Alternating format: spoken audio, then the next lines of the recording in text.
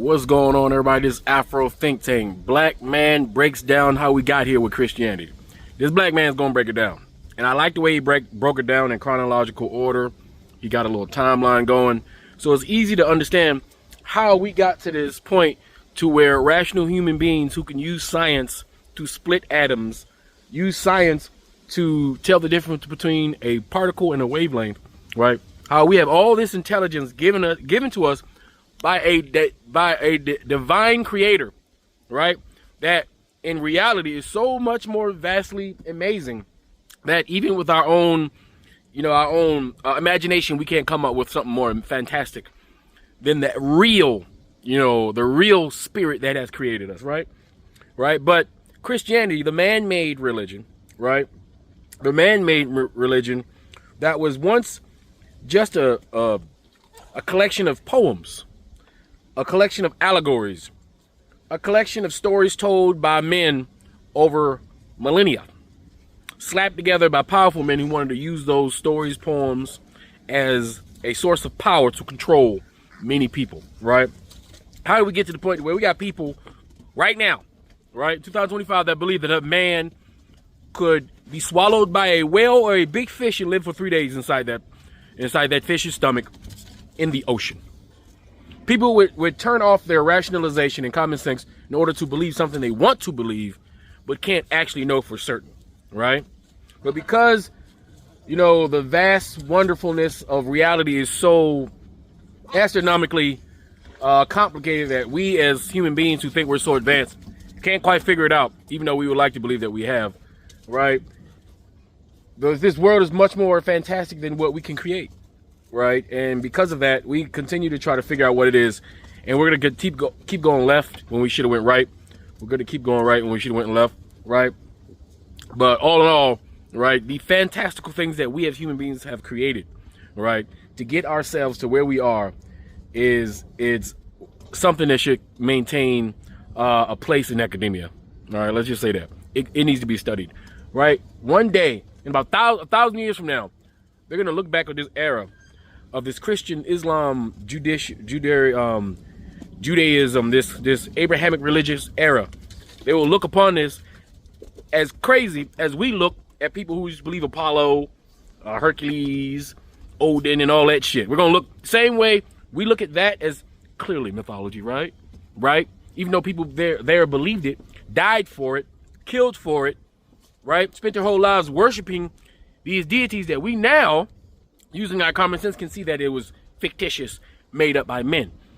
But a religion that you have adopted or you have grown up with, since it's so attached to your mind, you can't seem to detach that religion from actual reality and put this Christianity and Islam in the category it belongs, which is mythology, right? Mythology. Without further ado, let's let this black man break down chronologically how we got here with this Christianity thing. Anyway, that's all I gotta say. It's Afro Think Tank. Learn something, teach something. I'm out.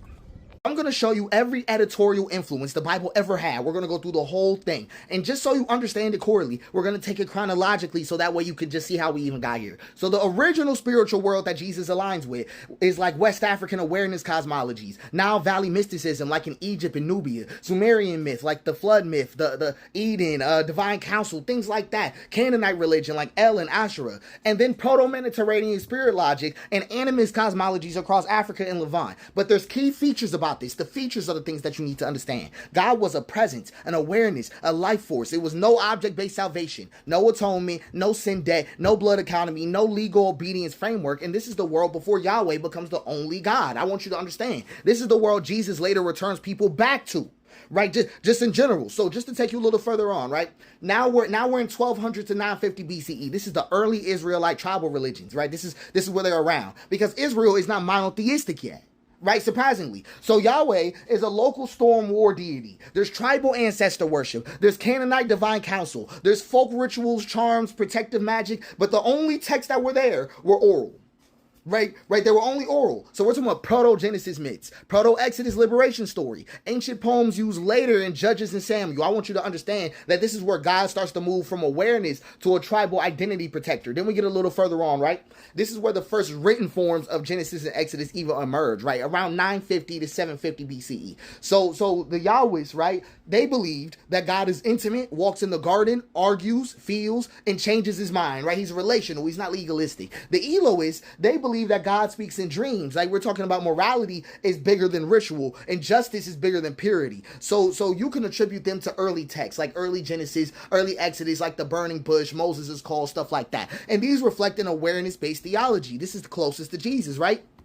Then we get the rise of the Deuteronomies. So this is the takeover. It's huge. It's huge, right? We're talking about 720 to 550 BCE, right? I'm just telling you what it is because the Deuteronomies, they impose legal obedience. If you sin, you will be punished theology, genocide narratives, chosenness, covenant as contract, purity policing, and national identity. So they even reproduce text. They make text themselves. The book of Deuteronomy, right? The Deuteronomies rise in kings and then superimpose themselves earlier in the Bible through Deuteronomy. They also are attributed to writing Joshua, Judges, Samuel, Kings, right? That whole thing. And this is really the birth of object-based theology, fear-based worship, and divine punishment logic as a whole. And this is the God that most Christians unknowingly worship, the God of the Deuteronomies, right? But then there's the Babylonian exile. And I need you to understand this is the most important theological shift in the entire Old Testament. Whole thing, right? Because Jerusalem gets destroyed, the temple gets burned, priests get exiled, identities collapse, trauma, despair, cosmic disorientation. It's chaos, right? So they rewrite everything. The priestly school rewrites everything. So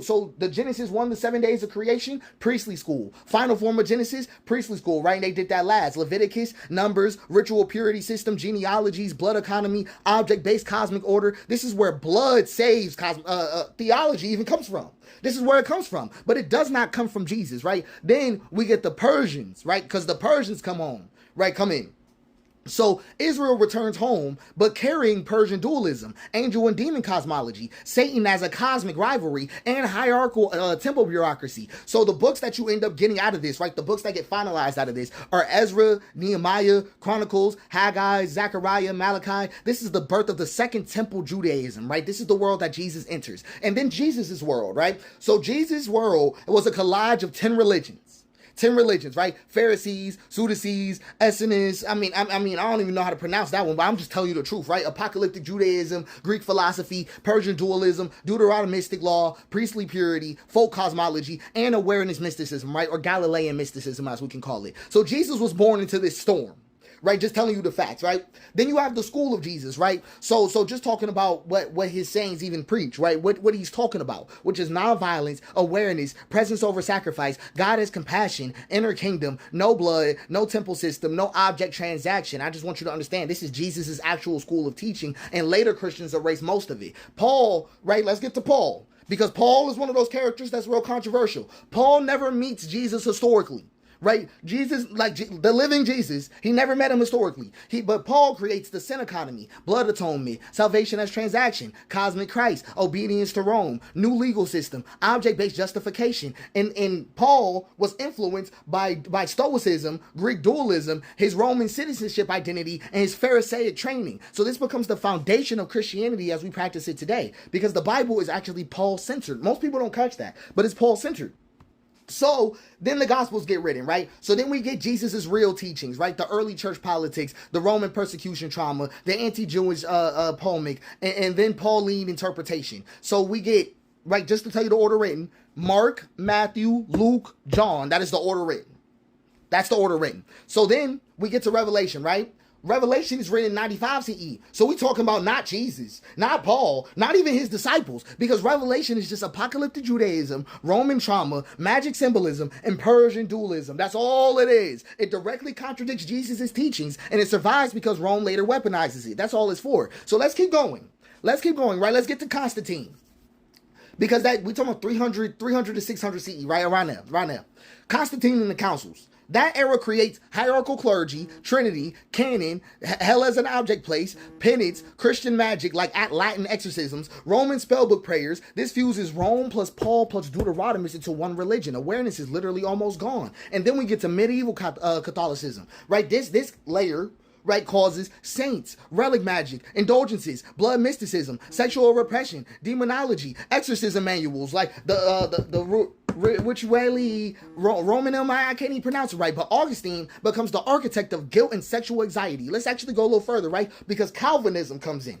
Because Calvin adds total depravity, predestination, human worthlessness, object-based salvation, God as sovereign judge, and austere morality. He is the father of American Christianity altogether. Because let's get to the Americans. Let's get to the Americans, right? So American Pentecostalism infuses West African spirituality, right, which is like, you know, like allowing ancestors to move through you, right? Methodist holiness, Calvinist guilt, American revivalism, Christian magic, emotional release, trauma movement. This explains why the Holy Spirit takeover looks so West African plus colonial fear. It has it all built in. But then once we go a little further, we end up in the modern day era, right? Because modern Christians practice Roman continuity, Pauline lens, Deuteronomist God, Calvinist anthropology, Pentecostal performance, American individualism, and Christian magic, I declare.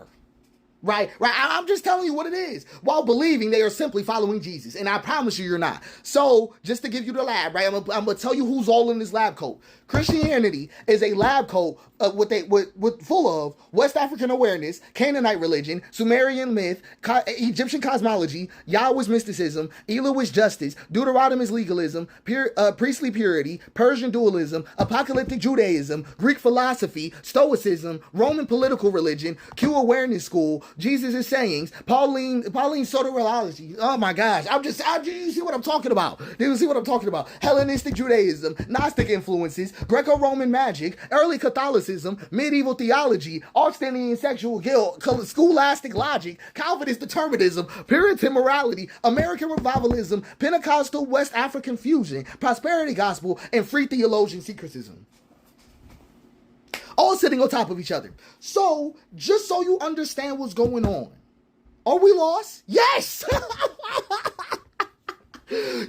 Yes, y'all we've been cooked for so long. But I wanted this to be on your head. I wanted this to go through your mind. Even if a date is a little bit off. The whole point of it was to show you that when we're talking about Jesus versus what you do as a Christian, it's way different. Fundamentally different. We're going to go through some of these way deeper, though. I want you to understand we're still doing that Thursday, Friday long form post. We're still doing that. But like, I just wanted to get these out because it's an important thing to understand. And I don't really think it's something worth pulling back on.